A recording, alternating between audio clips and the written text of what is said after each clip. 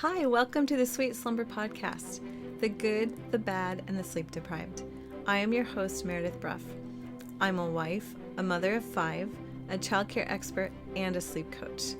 I'm here to teach you the most effective sleep advice for infants and young children. With my guidance, sleep will become something that you look forward to again, and you will feel rested. I believe that motherhood is the most important and demanding role that we have, but the challenges and accomplishments that go along with it go unnoticed frequently. We are going to talk openly about these things so that we can draw strength and compassion from each other. I will share my perspective as a seasoned mother and help you experience more fulfillment.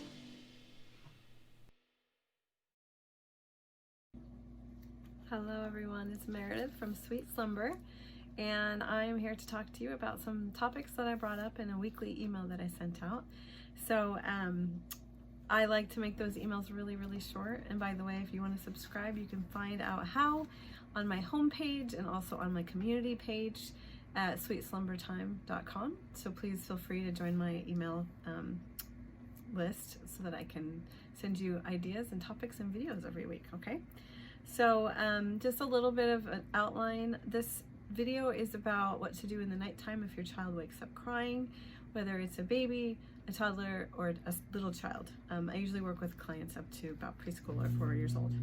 So I'm going to talk about that this whole video, and we're going to talk about different parameters for crying when it comes to like the leaps and the sickness and mental leaps and what else? Teething. So we need to know how to handle those times, because you guys are really worried about bad sleep habits and spoiling your child and just doing things wrong, because everyone always is telling you this is what you need to do, but everyone has different opinions, right? So it's really confusing.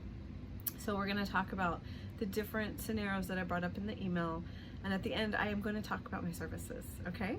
So hang with me. I'm going to try and teach you as much as I can in a short amount of time. My clients get this sort of help all the time on every topic, and I really try to elaborate and expand on these topics. So this is just a taste of what you get when you work with me. So in the nighttime, when a child cries, sometimes that is a new behavior, and parents are definitely worried in those cases because my kid doesn't cry during the night. Oh my gosh, what's happening? And then the other one would be just, this is an ongoing thing, it's going on forever, and I want to solve it. I want to take care of it. There's so many different things that need to be done. If somebody makes a post in my Successful Sleep group that's like, this is what's going on, what do I do? I have so many questions for you, and there are so many different things to explore.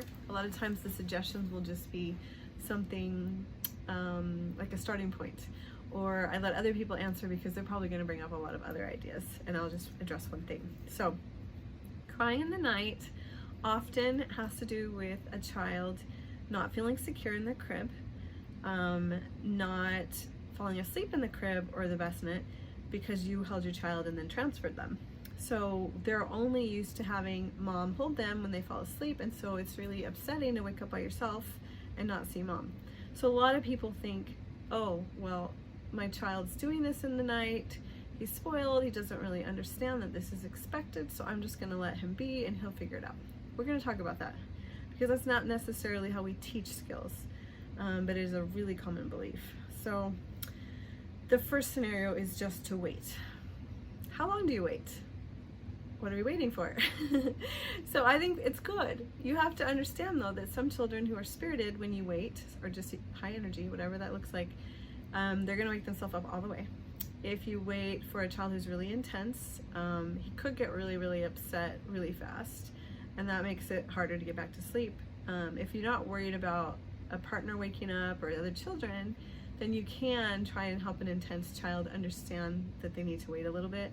I usually say wait for 2 or 3 minutes with crying, as long as it's not intense. If it's intense, you usually go quickly.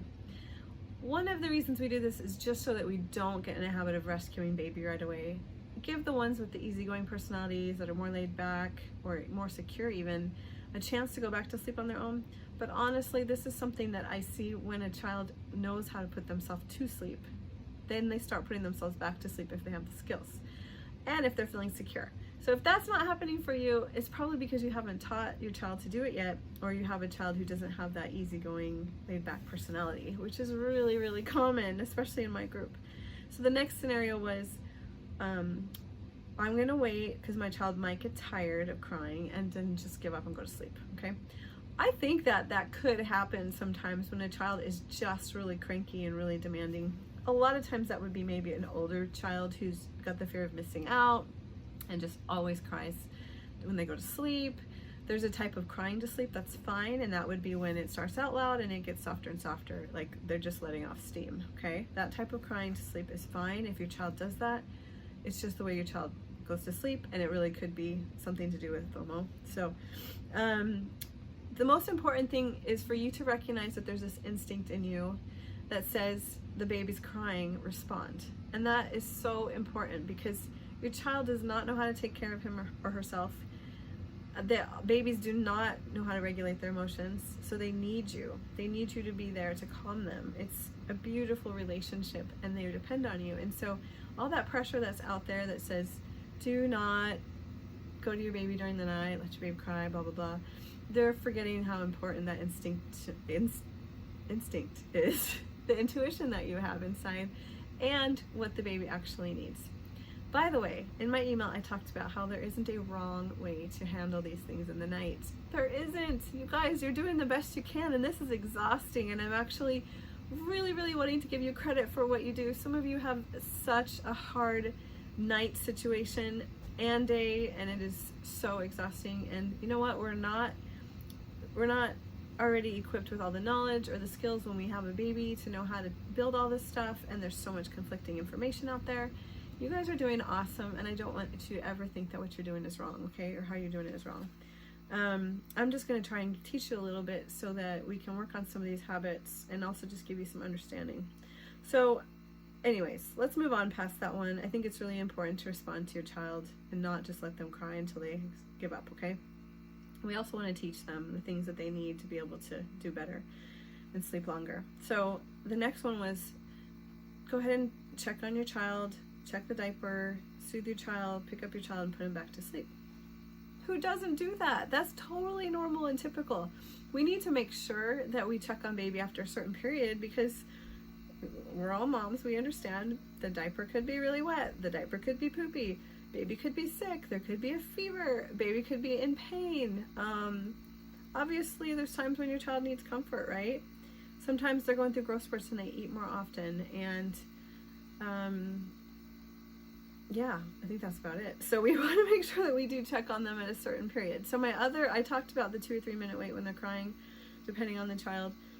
The other one is if your child is crying I don't know, kind of weak, then they remember to cry, or they're playing, then they cry. That's what I call intermittent crying, and that's usually 5 or 10 minutes that we wait. If there's playing, it can be 10 or 15. So it depends. During a leap, your child's going to be kind of wired and wide awake and want to play sometimes. If your child's safe and you can sleep while your kid's playing, go for it. Like if they're okay and they're content and they're just playing and it's the middle of the night and your child's safe, sleep. It's okay. I just want you to know that all of this stuff is okay. It really is. And there's always so much more for me to know, guys. When you ask a question in my Successful Sleep group and you want an answer, I often will just pick one pretty common answer for that topic and let everyone else give you ideas, because there's so much for me to learn about your child to be able to really help all the way.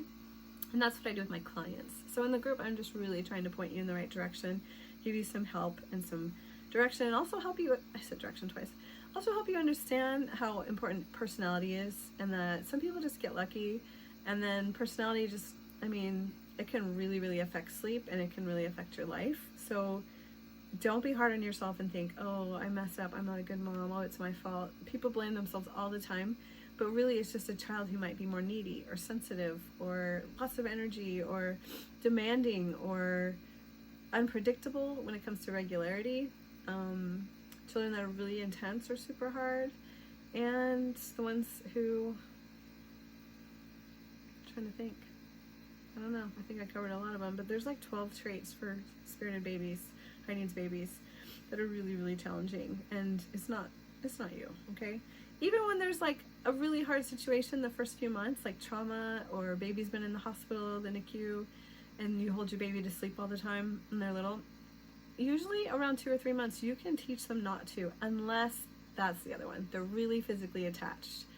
Some babies actually have to have mom regulate emotions for a really long time, and their situation is worse than a typical baby when it comes to that. Like, some babies just need your attention and your soothing and your kindness. They can stay in bed and you can just touch them, but some babies have to be held to be able to calm down. Okay, so there's so many elements here, guys. So the next one, so definitely do those things that we just talked about with your baby. I actually really like to try and help babies not need their diapers changed when they're not eating in the night. So if your child isn't eating in the night, don't worry about that. Unless diapers are getting soaked, then you want to get like a premium diaper. So the next scenario is pick your child up, sit, feed, or rock, or both. Totally fine, guys, especially in a leap or teething or whatever. Going in and just getting your child up and getting right to it, go for it. If you know you're going to feed your child, I totally understand this as well. I'm going to talk in a minute about something else you can do instead to try and promote your child not being picked up and trying to put themselves back to sleep, okay? Next one is pick up, lay on chest, pat to sleep, or lay down, put your baby in bed, and co-sleep and feed. You know what? There's nothing wrong with those either. The one where people hold their baby on their chest and pat them makes me nervous, because even though we can really teach ourselves to sleep light, every now and then you're going to just be exhausted. And so I just worry about safety with that. But I understand.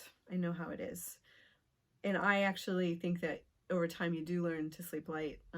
But when you have a newborn, you're not quite there with that. And that's when people do that the most. And so it just makes me really nervous. But go ahead and there's ways to look online and find out how to co-sleep safely. So if that's where you're at right now, because your child is hardly sleeping, you're just too tired and that's what you need to do, just make sure you're doing it safely, laying on your side to feed and trying to create like a safe space, making sure there's no pillows or blankets around.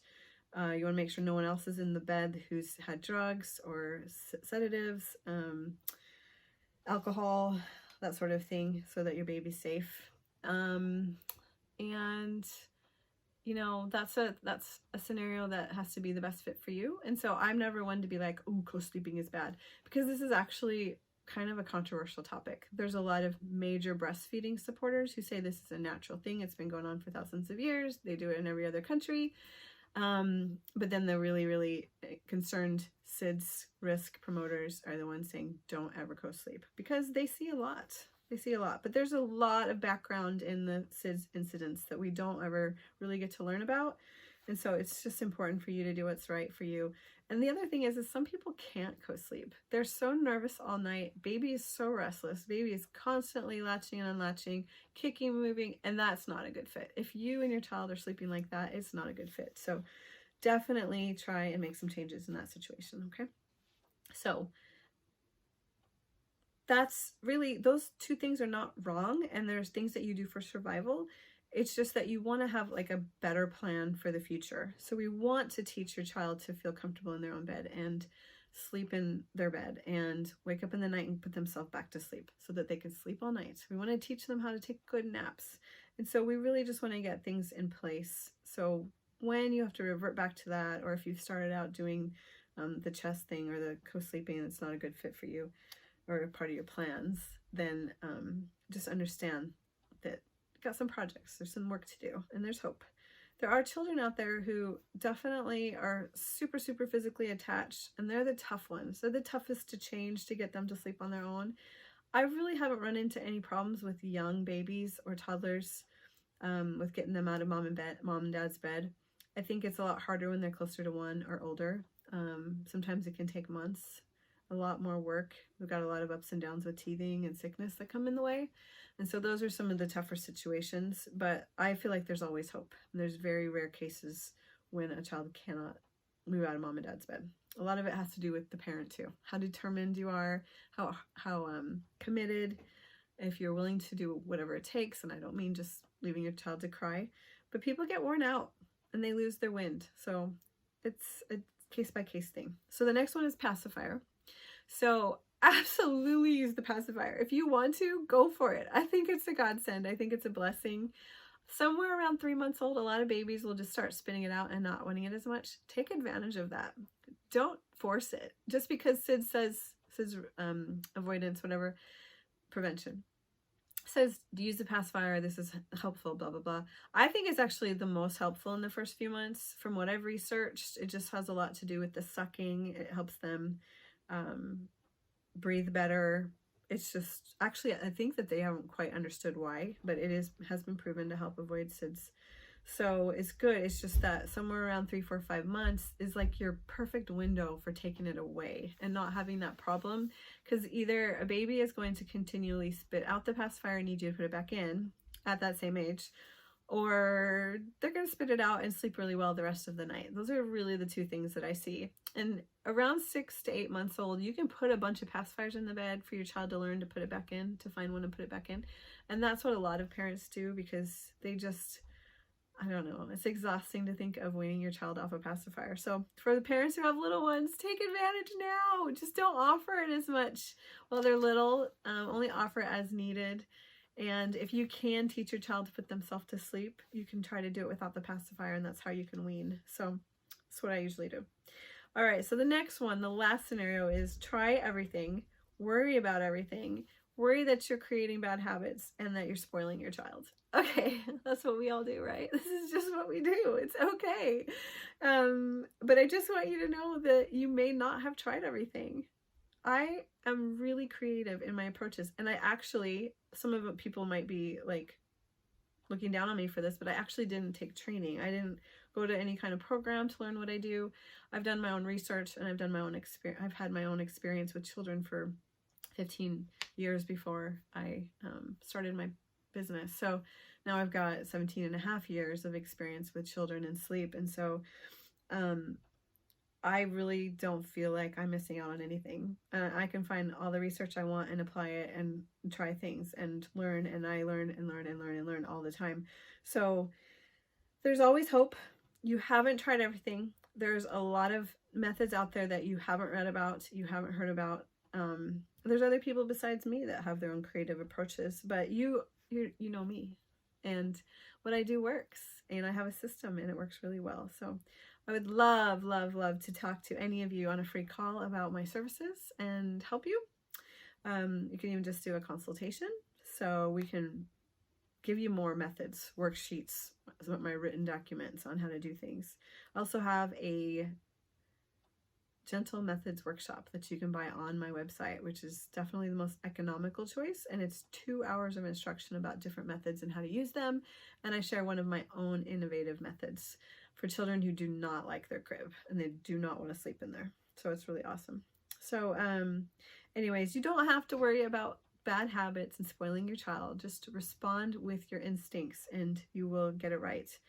Don't squash those and ignore them. They're actually important. So this brings me to what to do in a leap. And I kind of already talked about it, but if your child is really, really needy in a leap, respond. Do what you need to do and focus on teaching your baby in the next period in between leaps, the next period in between teething. If it's just going to go on for months with leaps and teething, it might be better to wait.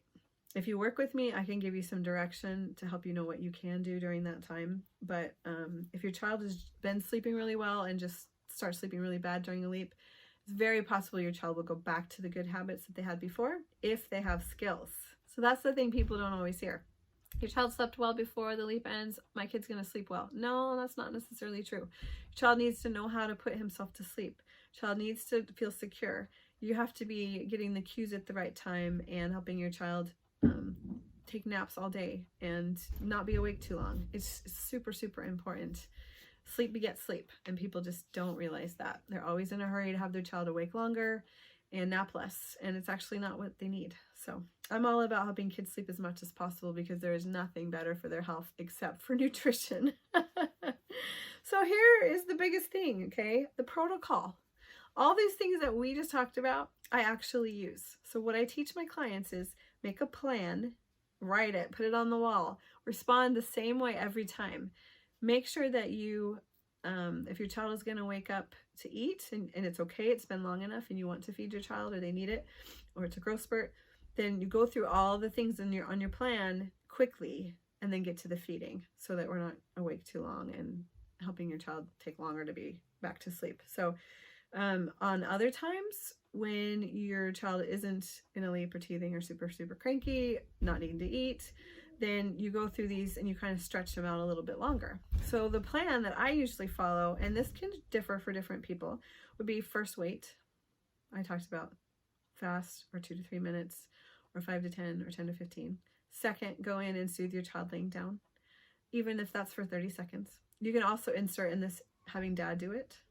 Dad can go in first, or sorry, a partner or spouse. And then you take over if it's not working. You can try to soothe baby in bed for a short amount of time, or toddler or child. And then go ahead and wait again if you want. A little bit of space, go across the room, whatever, go out of the room. Then you can go back and pick up your child and soothe your child, lay them back down when they're calm. Wait again if you want. Soothe again if you want. I usually just have a few things and then go ahead and pick up your child and feed or rock first and then feed, whatever you need to do. Walk around the room and bounce. So just have a plan in place of things that you do before you get to the feed to sleep or the rock to sleep, okay? Because those are just going to be like, it's like putting up a wall between baby needing you and baby doing it on their own, okay? Babies doing it on their own. Each of those steps is a deterrent. So it could be just 3 or 4 minutes right now, 2 minutes if your child's going to eat. It could be 10 or 15 or 20 if you're really trying to help your child learn to go back to sleep on their own. After you've night weaned any feedings that are habits, and I do that gradually and slowly, and you can find out more about that in another video or in another post on my Successful Sleep group. That's when you're gonna actually have to work harder to get your child to go back to sleep without eating. So having a protocol like this is important. So, all right, of course, I always wait to the end when you guys are done and you're out of time to talk about my services. I already kind of talked about them. I just want you to know that you can set up a free call. Go to sweetslumbertime.com, click on free call. It's a tab at the top and there's buttons everywhere. You can find out a lot of information about me, my services. There's testimonials. There's videos. The homepage has a whole bunch of videos. There's blogs. So just go visit, stay a while, make yourself comfortable and at home, and set up a free call. Let's chat. Let me see how I can help you so that you don't have to do this on your own, so you can sleep all night, so you can have a great napper, so you can have a child with permanent sleep habits, so that you can focus at work and you can feel great about yourself and the work that you're accomplishing and not be so distracted. And all of these things lead to more success, more happiness, more wholeness, more health. It's just priceless stuff, right? Priceless benefits and results in your life. So be good to yourself. Take care of yourself. This is good for you. It's good for your child. So have a great weekend, guys. Thank you so much. Thank you for listening to the Sweet Slumber Podcast, the good, the bad, and the sleep deprived. If you enjoyed the show today, please take a moment to write a review, leave a rating, and subscribe so you won't miss future episodes. This will also help more mothers find my show. Thanks for listening.